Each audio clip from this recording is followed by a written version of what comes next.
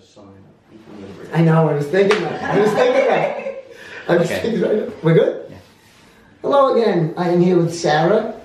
And Sarah's work, when I heard what it was, fits so specifically to what I'm doing and what we're doing with cleansing. And in the 28 years I've done this, in the back of my mind, I always wanted somebody like Sarah with me because I knew it was an area that was beyond my scope. And what we're going to talk about, what she does, it's so important. A lot of people that get into this life, and when I meet them and speak with them and I hear what's going on, you can just get a sense if it's going to work or if it's not going to work. And for the people where I worry that it may not work, the reason is always the same. It's not the degree of the illness. It's not the level of physical toxicity. It's that there's a real sense, and I've spoken to a lot of therapists who do cleansing work, and it's agreed by all. There's a real sense that the individual is somehow using the diet and the lifestyle to fill a hole or a pain or a sense of aloneness or a sense of meaninglessness, and they're just looking to create something in their life to give it meaning, and they latch on to this diet stuff. But the real issue is something else.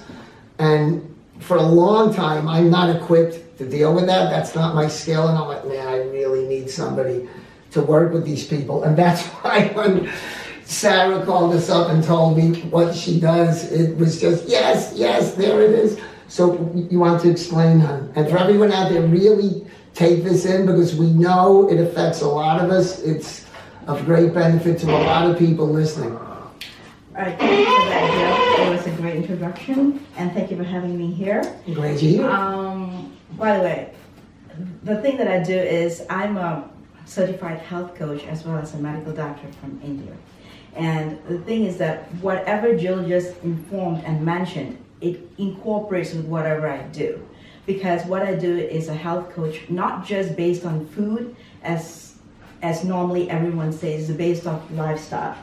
And he works with the colonic part. And I cannot stress more, because everything from food to everything starts from the guts. For example, if you're scared, you have butterflies in your stomach. And if you're hungry, your stomach starts growling. So everything is from the gut. So how does that work? So for example, I work with many clients, corporate world as well as individual-based patients.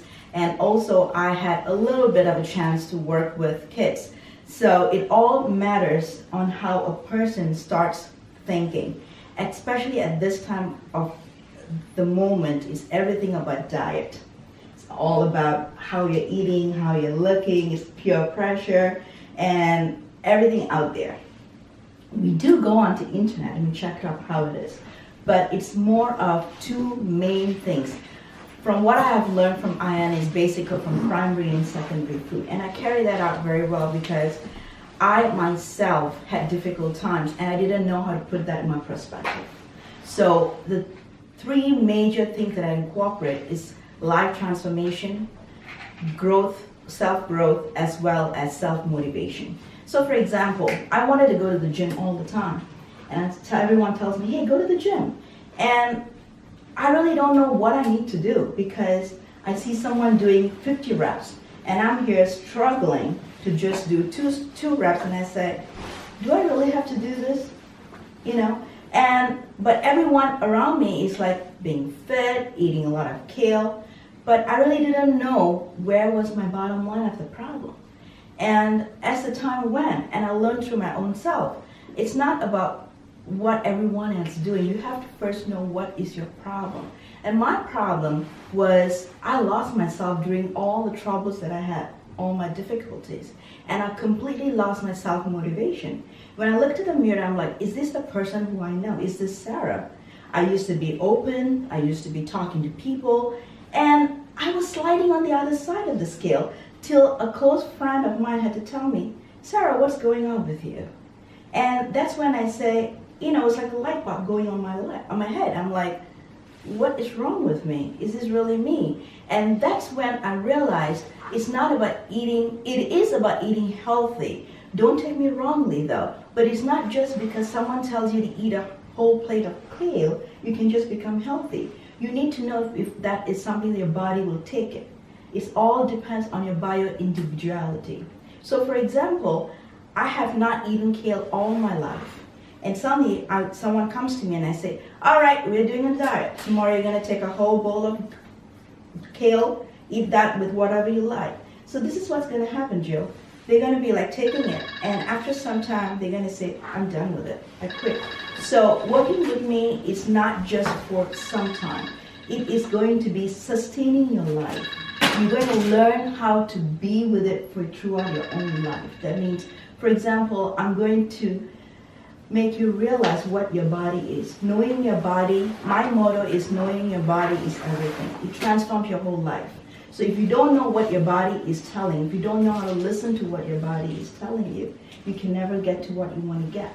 So does that mean that you can do whatever? No. You need to have a self-control.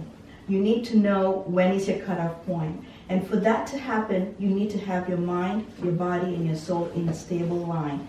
To be in a status where you know how to be stabilizing and telling, okay, this is mine, today I'm going to do this, today I'm not going to do this.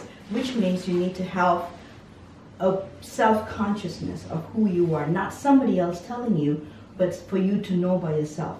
And that is something lacking in this time of period, because we have so much pressure, we have so much of tension in the world that we don't even have time to listen to our own self. Like I have a client who I say, do you know how you breathe? And she goes, oh no, I really don't know. Because I just asked her, sit down, take a deep breath. And she goes, I said, that is not a deep breath, because you're not putting a posture straight. You're not knowing which nostril the air is going in, air is coming out. She's like, I'm too busy. I'm like, excuse me? Now think about it. If you can't breathe, you can't work. If you can't work, you can't do anything. She goes, oh no. And I said, okay, let me just go through a little bit. It's a very basic thing. And she realized that. She's like, I feel so good, because she listened to her body. She just knew how the breathing sensation is going. It's just a self-realization that will carry you out over there. So that's what I carry out. So I cannot say, or I cannot tell this is how it's going to work for everybody, because I work with each one on a bio-individuality sense.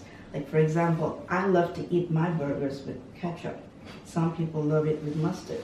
And I need to work with that person the way they do. So it's not like a one-day thing.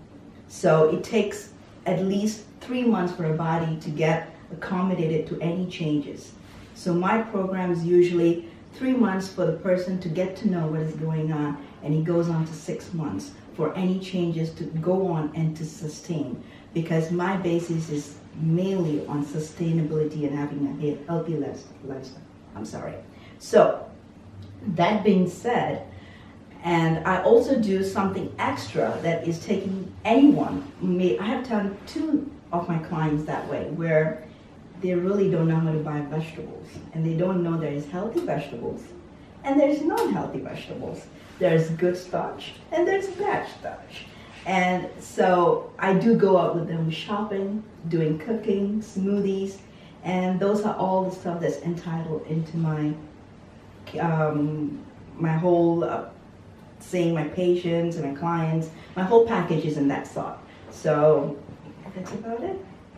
Excellent. I think one of the things that happens too, there's so much information, and a lot of people who don't have self-confidence, they're very comfortable latching on and just being a follower without even thinking what their connection to what they're doing is.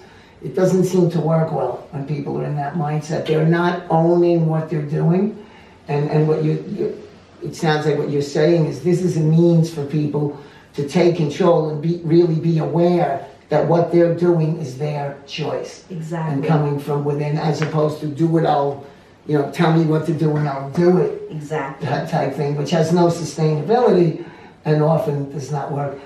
Is there a connection? Suppose, I'll get people come in and they've lived through emotional trauma. Like a lot of women who've been violated or some awful thing has happened. it does things to the physical body. Yes. They don't trust, so they hold everything in. Yes. And for someone doing what I'm doing, that's out of my league. Mm-hmm. You know, are you in a space where when people have these emotional occurrences and connections that affect the physical body, which then makes them, you know, that's where they eat their pain away, Yes. kind of thing. It seems like that this is something you're working with Yes, as well. thank you for bringing that up, because actually it is a very pseudo thing, because everyone nowadays just goes by anything goes wrong, I need to become thin, need to be healthy. They don't go into the emotion. Correct. And for me, that even though luckily I didn't go through a trauma emotionally, but I have gone through some sort of that, because I was not able to stand out and be myself in a lot of places. And that was a trauma to my own self. And people who get violated goes through the same thing, in fact worse. So how will I help them is basically they need to realize they're gonna be speaking to me about what they're going through.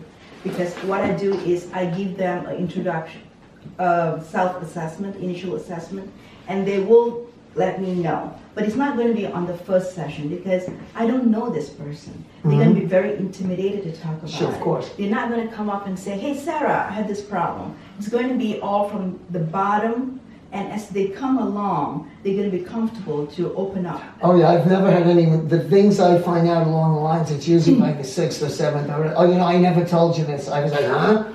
Yes. Yeah, it's true, it never comes floating right out at the beginning. I do 100% agree with this, because one of my clients that I'm working with, it was very surprising. She did not have a trauma, but every time I talk to her about salary, she gets all angry. And I was like, salary, you're eating broccoli, why not a salary? And as the time went on, I realized that the salary was a part of her childhood that made her become very upset, because things that happened in a family, there was a little bit of violation happening in the family that made her realize that I shouldn't eat celery, because every time she eats celery, it reminds her of those situations.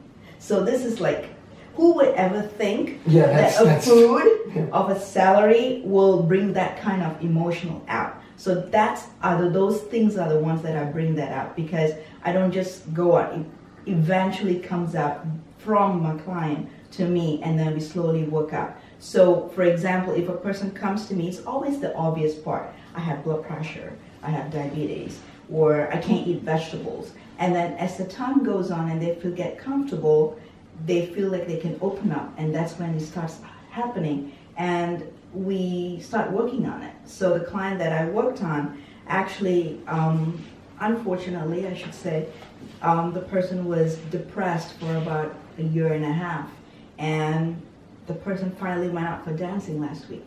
Oh, the whole group of people. So it's and it was informed to me, and I was very pleased, because it was a very exciting moment that, you know, my client called and said, Sarah, guess where I went? And I was like, where?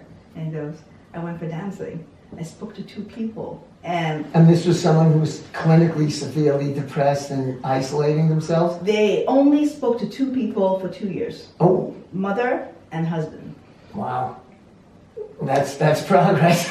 That's a lot of progress. And the person went through a lot of dietary changes and everything. So, but I'm very glad that this person has started to progress. And it took a total. Oh, it was a man? No, it was a lady. A woman. Oh, okay. A woman. Yeah.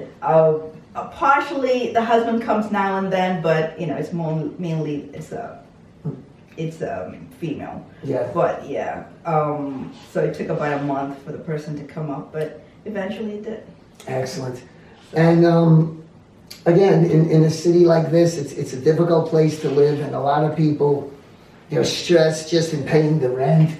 They're stressed, like, enough to Airbnb my apartment. I hear these stories, and, you know, I'm worried I couldn't sleep, so if I can't sleep, I'm stressed, which means I'm going to eat bad because I need to do something to calm down, and there's this whole avalanche of stuff. And again, the physical healing stuff is fabulous. That's what I do, but it can't do it alone. And that's why we're so thrilled to have you on board. Much like Ariel, it really goes to the heart chakra. It goes to a person's whole life experience and a lot of the pain.